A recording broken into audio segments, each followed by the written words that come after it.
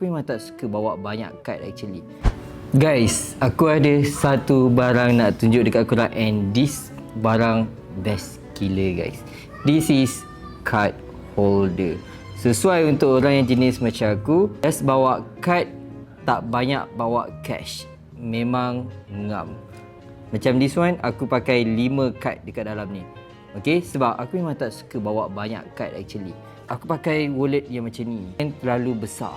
Comparekan dengan macam ni, this one dia lebih kecil, lebih simple dan lebih minimalis. Hadiah daripada adik aku. This one brand Ray-Ban. Cuma aku ada satu masalah yang aku terjatuh and dia punya lock dia patah guys. Sayang gila. This one best tau. Ada tulisan nama lagi. Okay, tapi disebabkan patah, so memang aku tak boleh nak pakai. Then aku terpaksa beli baru. This one memang sayang lah this one. Tapi maybe next time aku akan beli balik this one kot. Sebab this one dia nampak warna brown dia lagi cantik, to be honest lah. Pada this one dia just blank, kosong. Dan kalau korang ada cash, kita boleh juga masuk cash. So macam ni. Lepas tu kita tutup je macam ni.